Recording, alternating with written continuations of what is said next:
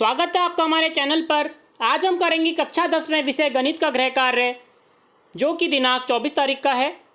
Topic है बहुपद परिचय। तो चलिए स्टार्ट करते हैं बहुपद परिचय का गृह कार्य। प्रश्न नंबर 1 है, बहुपद किसे कहते हैं? उदाहरण सहित लिखिए। वह बीजीय व्यंजक जिनमें प्रत्येक चर की घात एक धनात्मक पूर्णांक होती है वह बहुपद कहलाती है। जैसे कि 4x+2। आप देखेंगे प्रत्येक चर की घात, चर क्या है? x की घात क्या है? 1, जो कि क्या है? धनात्मक प्लस में है, तो वह क्या कहलाएगी? और पूर्णांक है तो बहुपद कहलाएगी। अगला प्रश्न है, बहुपद की घात किसे कहते हैं? उदाहरण देकर समझाइए। देखिए, किसी भी बहुपद में अधिकतम घात वाला पद बहुपद की घात कहलाता है।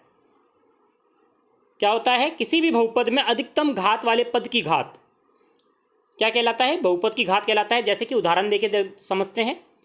ये है 4, ये x की पावर 25 है, माइनस ये 8, x की पावर कितनी है?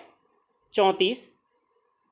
और फिर हमने देखा x लिखा हुआ है 8x, ये पावर में है, ये 25, ये ऊपर लिखा हुआ है।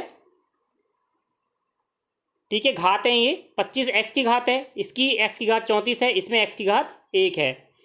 तो आप देखेंगे अधिकतम घात किसकी है?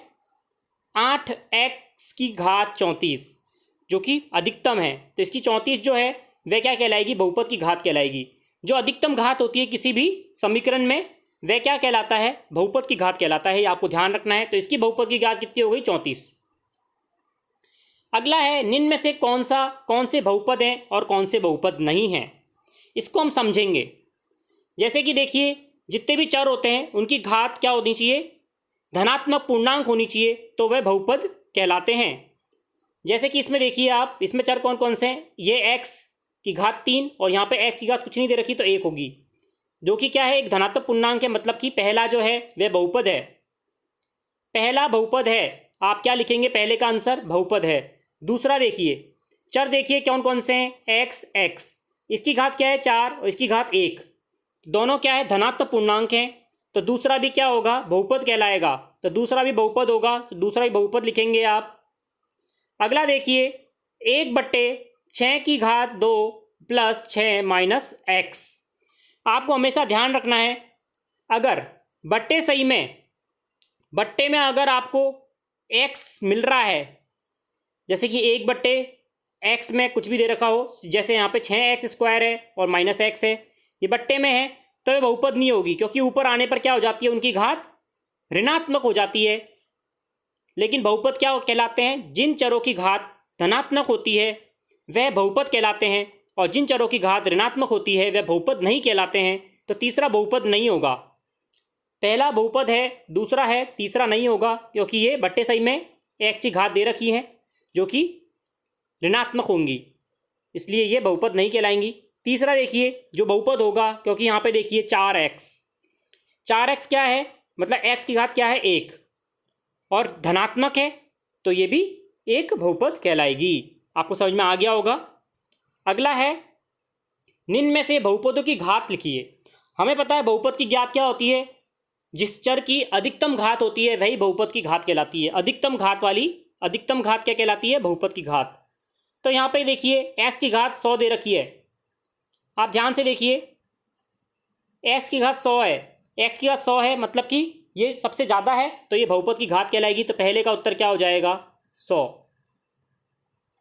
दूसरे देखिए, दूसरे में 9y की घात 3 प्लस 6y माइनस 5, जिसमें y की घात नहीं दे रखी, तो 1 हो जाएगी।